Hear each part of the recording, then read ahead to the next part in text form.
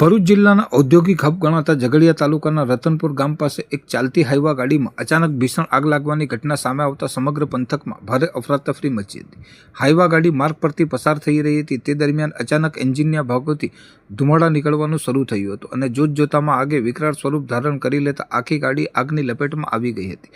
આગની તીવ્રતા એટલી પ્રચંડ હતી કે ગાડીના ટાયરો એક પછી એક મોટા ધડાકા સાથે ફાટવા લાગ્યા હતા, જેના કારણે આસપાસના રહીશો અને અન્ય વાહન ચાલકોમાં ફાળ પડી હતી અને લોકોમાં ભયનો માહોલ જોવા મળ્યો હતો. ઘટનાની જાણ થતાં જ આસપાસના લોકો મોટી સંખ્યામાં સ્થળ પર એકત્રિત થઈ ગયા હતા અને વાહન વ્યવહાર પણ થંભી ગયો હતો. સદનસીબે આગ લાગતાની સાથે જ ડ્રાઈવર સમયસૂચકતા વાપરી ગાડીમાંથી બહાર નીકળી ગયો હોવાથી આ ગંભીર દુર્ઘટનામાં કોઈ જાનહાનિ થઈ નથી, જે એક મોટી રાહતના સમાચાર છે. જોકે આ ભીષણ આગમાં ગાડીનો મોટો ભાગ બળીને ખાખ થઈ ગયો હોવાથી માલિકને ભારે આર્થિક નુકસાન વેઠવાનો વારો આવ્યો છે.